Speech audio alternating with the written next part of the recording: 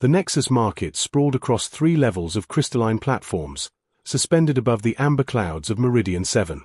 Kai had been stationed on this colony world for 6 months, and the alien marketplace still took his breath away. Merchants from a dozen species called out in symphonic voices, their goods shimmering under the twin suns. That's when he saw her. She stood near a vendor selling luminescent fruits, her slender form draped in flowing fabric that seemed woven from starlight itself. Her skin held an ethereal quality, pale with an almost pearl-like shimmer. But it was her hair that captivated him, long, silver strands that caught the light and glowed softly, as if each strand contained captured moonbeams. Her eyes, when she glanced his way, were violet pools that seemed to hold entire galaxies. She was clearly in distress, speaking rapidly to the vendor in a melodic language Kai's translator struggled to interpret.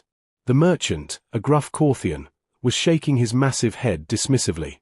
Kai approached without thinking. "Hey, is everything all right?" She turned to him, and up close, he noticed delicate iridescent markings along her cheekbones that shifted color with her emotions, currently swirling with anxious blues and greens. My currency chip. It fell somewhere. I cannot pay for the serum I need." Her accent was musical, each word carefully shaped. Kai noticed her hands trembling slightly. Without hesitation, he pulled out his own chip. "How much?" "No, I cannot." "It's fine. Really." He smiled at her. "Consider it a welcome gift to Meridian 7. The transaction completed, she clutched the small vial to her chest. Her markings shifted to warm golds and pinks. "You are very kind. Thank you, stranger." "Kai. My name's Kai." He extended his hand in the human custom. She looked at it curiously before placing her hand in his. Her skin was warm, almost fever-hot, and he felt a strange tingling where they touched. "I am Ilara." Beautiful name for a beautiful. He paused, realizing how that might sound. "Sorry, you seem upset. Is everything okay now?" She studied him with those impossibly deep eyes. "My younger sister. She is sick.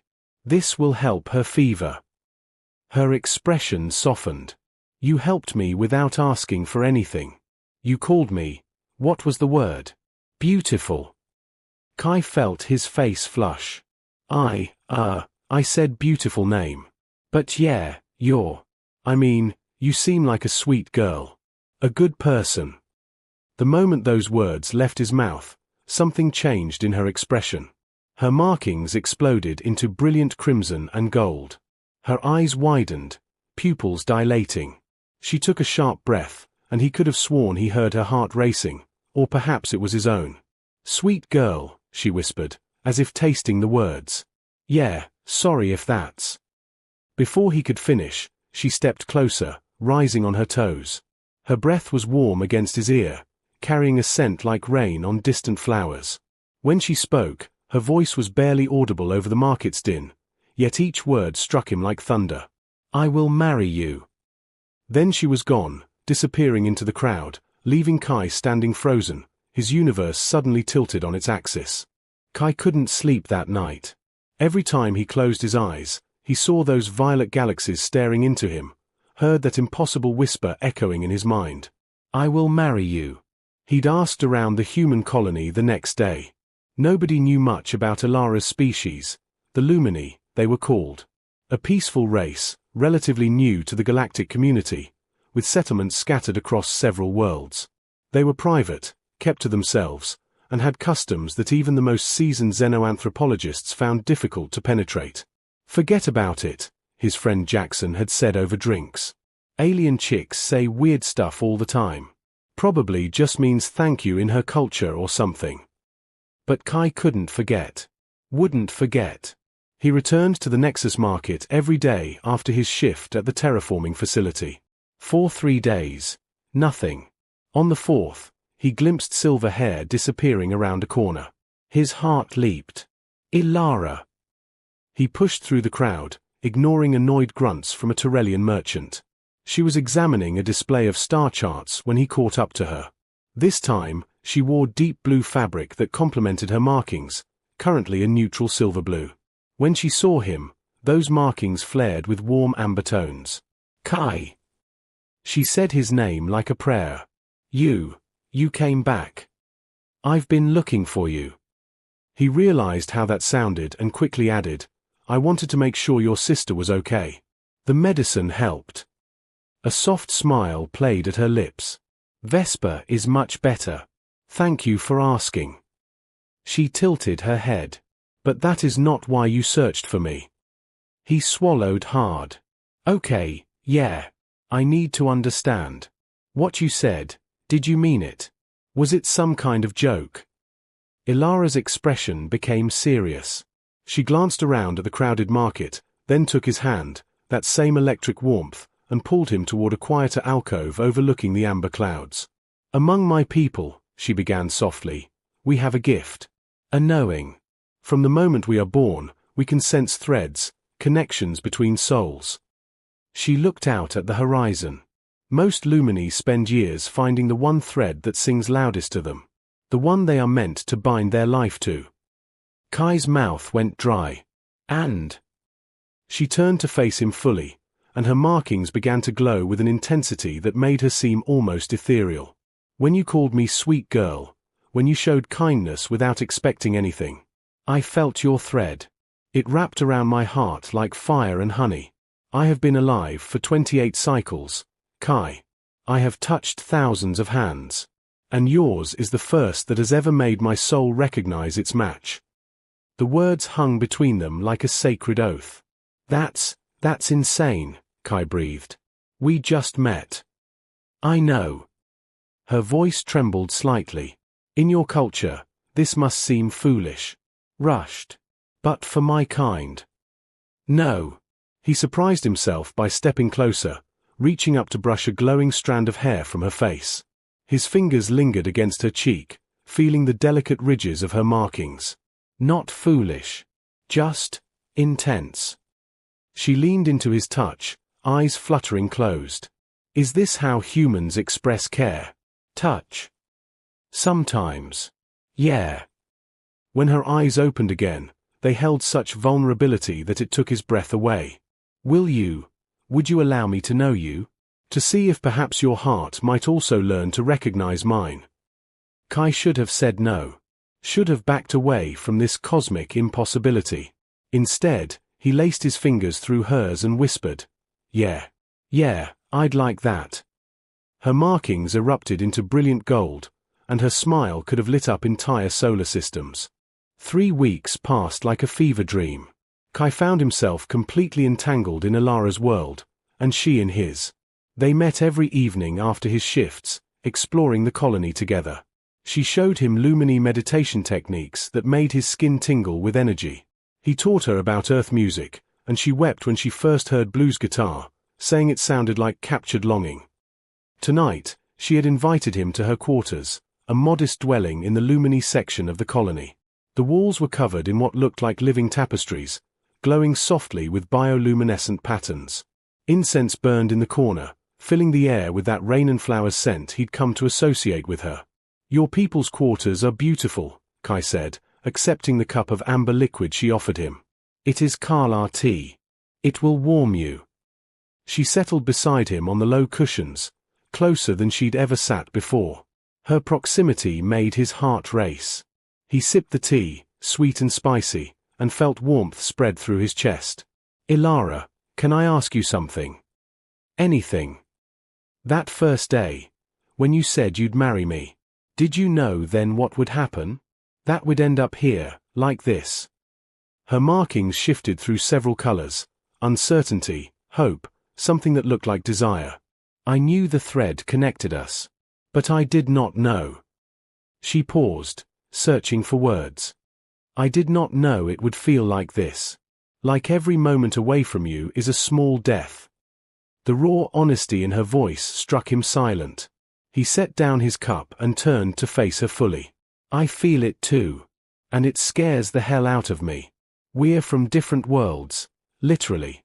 I don't know your customs, your traditions.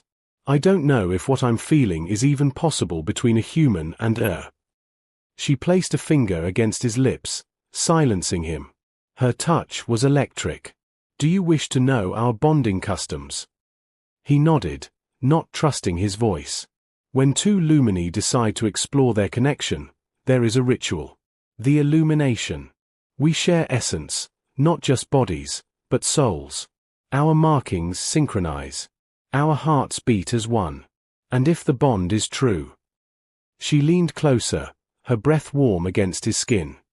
We see each other's deepest truths. No secrets. No walls.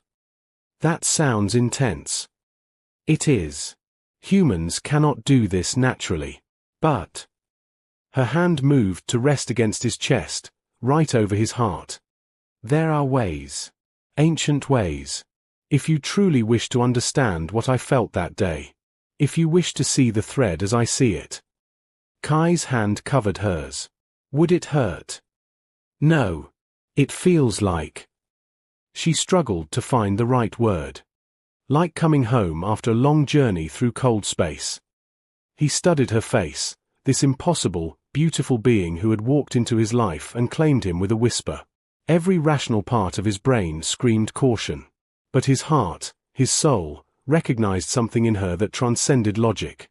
"Show me," he whispered. Her markings blazed brilliant gold. She stood, extending her hand. He took it, letting her lead him to the center of the room where symbols were drawn on the floor in luminescent powder. She positioned him in the center, then stood facing him, so close their bodies almost touched. "This may feel strange," she warned softly. Then her hands came up to frame his face, and her eyes began to glow with an inner light that grew brighter and brighter until it filled his entire vision, until there was nothing but light and warmth and the overwhelming sense of her pouring into him. He gasped. And saw everything. Kai saw through Ilara's eyes, memories flooding through him like a breaking dam. Her childhood on the Lumini homeworld, playing among the crystal spires. Her sister Vesper's laughter. The day she'd left to explore the colony worlds, searching for her thread. The loneliness. The years of wandering. Then that moment in the market when she'd looked up and seen him, and her entire soul had ignited with recognition. But there was more. Something darker woven through the golden memories. When the light finally faded, they were both on their knees, breathless, his hands gripping her shoulders as if she were the only solid thing in a spinning universe. "Ilara," he gasped. The visions. What was that at the end? That shadow. Her markings had gone dark, pulsing with troubled purple. "You saw." "Tell me." She pulled back slightly, and he saw fear in her eyes for the first time. "There is a reason my people rarely bond with other species. When a Lumini chooses a mate, the bond becomes biological. Necessary. Our life force begins to intertwine. For two Lumini, this is natural. But with a human." She looked away. "Your body does not produce the resonance our bond requires. Over time, without it, the connection would weaken. Eventually, I would." The word came out strangled. Not die. But fade. Become empty. A shell without light. Her voice broke. "And I saw your thread, Kai. I felt it. You are my match. My only match. In all the universe. But I cannot bind you to me knowing it might be your burden to watch me fade." Kai's mind reeled. This was impossible. Cosmic and cruel. To find something so rare, so profound, only to have it poisoned by biology. "There has to be a way," he said fiercely. "There is. One. But it is dangerous. Forbidden by most Lumini elders." She met his eyes. A full integration. Not just sharing essence, but merging it. Your body would be altered at a cellular level to produce the resonance. You would no longer be fully human. The weight of that statement settled over him. What would I become? Something between. Neither fully human nor Lumini. You would gain some of our traits, perhaps longer life, the ability to see threads, the markings. Her hand touched his cheek. But you would lose some of your humanity. You might not age as humans do. Your family, your friends, they would watch you change into something other. Before Kai could respond, an explosion rocked the building. Alarms shrieked through the colony. Through the window, they could see flames erupting from the terraforming facility, his facility. His comm unit crackled to life. All personnel to emergency stations. The reactor core is failing. Repeat, core breach in progress. Ilara's face went pale. Vesper. She's visiting the Human Educational Center. Near the facility. They locked eyes, and in that moment, Kai understood. This was it. The crisis that would force everything into focus. They ran. The colony was chaos. People running, security trying to establish order, smoke billowing into the amber sky. Kai's training kicked in as they reached the facility perimeter. The main building was engulfed in flames, and the backup reactor was reading critical on all his display panels. Kai! Jackson grabbed his arm. Thank God. We need you inside. You're the only one who knows the manual override protocols. Ilara clutched his other arm. The education center. I have to reach Vesper. Kai looked between his friend and the woman who'd claimed his soul. The reactor would go critical in minutes. If he didn't shut it down, the entire colony would be destroyed. Thousands of lives. But Ilara's sister. I'll get Vesper, Jackson said, reading the moment. You handle the reactor. Go. But Ilara shook her head, her markings flashing urgent red. No. Vesper will be terrified. She will only trust me. She looked at Kai, and in her eyes, he saw everything, their impossible connection, the choice that lay before them, the future they might never have. Do what you must. I will find her. She kissed him then, hard and desperate. When she pulled away, something passed between them, a pulse of light that left him gasping. If we survive this, she whispered, ask me again about the integration, and I will give you my answer. Then she was gone, running toward the education center. Kai turned to the burning facility, pulled on a thermal suit, and plunged inside. The heat was incredible. The reactor room was at the far end, through corridors filled with smoke and flames. His HUD showed core temperature climbing. 4 minutes to catastrophic failure. 3 minutes. His lungs burned. The manual override panel was damaged, half the controls melted. He'd have to manually vent the coolant and pray it was enough. 2 minutes. Where was Ilara? Had she found Vesper? As he worked, his hands steady despite the fear, he thought about what she'd told him. The integration. Becoming something other than human. In the old world, on Earth, it would have seemed like insanity. But here, now, with death breathing down his neck. What was humanity anyway? Just biology? Or was it the choice to love despite impossibility? The courage to reach across cosmic voids and say you matter more than my fear? 1 minute. The coolant vents opened. Core temperature began to drop, slowly, too slowly. 30 seconds. He activated the emergency shutdown sequence, bypassing 3 safety protocols that would probably get him fired if he survived this. 15 seconds. The reactor whined, a sound like the universe screaming. Then, silence. The temperature gauge plummeted. Core stable. Kai collapsed against the wall, yanking off his helmet, sucking in air. He'd done it. Now to find Ilara. He stumbled outside to find the colony's emergency teams mobilizing. Jackson was there, soot-covered but grinning. You magnificent bastard. You actually did it. Ilara? Did she? Right here. He spun around. She was there, Vesper clutched in her arms, a smaller version of Ilara, maybe 12 years old, with the same silver hair and markings. Both of them were crying, but safe. Ilara set her sister down and launched herself at Kai. He caught her, spinning her around, laughing and sobbing at the same time. When he set her down, her markings were blazing gold so bright it hurt to look at. I thought, she started. I know. The reactor. Stable. They were both talking over each other, hands exploring each other's faces as if confirming the other was real, alive. Finally, Ilara pulled back enough to look him in the eyes. Her expression was solemn. Ask me. Kai understood. He took her hands, feeling that electric warmth, and spoke clearly. Ilara, will you let me choose the integration? Will you let me become something new, something other, so that we can have forever? Her eyes welled with tears that glowed faintly in the light. Are you certain? There is no returning from this. You will lose. I'll gain you. That's all the math I need. She laughed, a sound like bells and breaking dawn. Then yes. Yes. 1,000 times yes. Young Vesper tugged at her sister's sleeve. Does this mean he's going to be my brother? Ilara looked at Kai, and in her expression, he saw their entire future unfolding, strange and uncertain and completely impossible and more real than anything he'd ever known. Yes, little one, Ilara whispered, never breaking eye contact with Kai.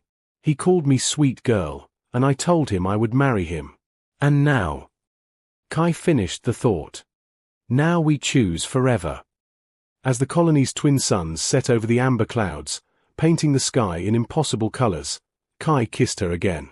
This time, he felt it, the thread she'd spoken of, wrapping around his heart like fire and honey, binding him to this strange, beautiful being who'd seen his soul and claimed it with a whisper. Somewhere in his chest, his cells were already beginning to change, preparing for the integration. He should have been terrified.